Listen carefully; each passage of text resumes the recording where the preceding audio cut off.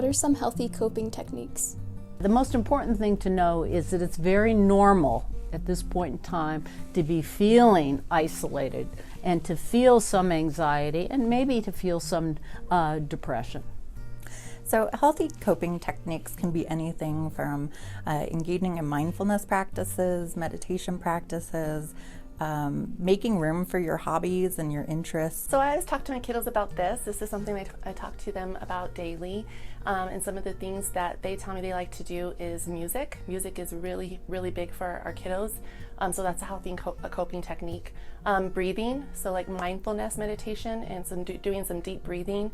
So not just, like you're really inhaling, holding your breath, and then exhaling. Some of the things we encourage are things that you can do on your own in any environment, things like timed breathing or paced breathing, deep breathing, things like being aware of the senses that you're experiencing. So what am I hearing? What am I smelling? What am I seeing? Just being very mindful in the moment. Those can all be good coping mechanisms for helping people ground. I want to emphasize again the importance of what we call executive functions, the ability to control our behaviors. And these are particularly dependent upon the front parts of the brain, the frontal lobes. And we know from a lot of research that the connections to the frontal lobes are developing throughout our lives and are really not fully developed until the late 20s.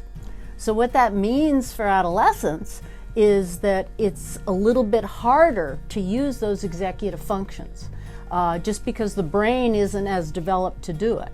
So it means that you have to work a little bit harder to use some of these coping mechanisms. I also say this for the adults.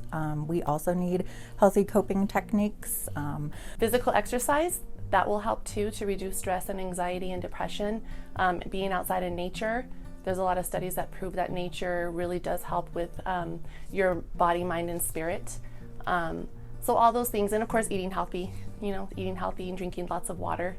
Physical activity, and so getting out into nature, doing gardening, going for a walk, going for a run, biking. Those are all really healthy ways of coping. Having contact with your friends, if that's important to you. Now, people are very different. There are some students who have done fine with distance learning. Those are most likely the more introverted students who don't need as much social stimulation. And it helps if you know who you are, so that if you've had a bigger reaction to this, if you're somebody who really needs lots of stimulation, lots of activity, parties, talking to your friends, all that stuff all the time, then you've probably missed that much more than maybe one of your friends who's quieter, who would just as soon sit in a corner and read, or likes to do more things by themselves. Some people really like things like distraction, where they're getting out of their mind a little bit. So that might be listening to music, or perhaps watching something, documentary or something they enjoy. Spending time with family, loved ones, pets, all of those can be really good distraction techniques.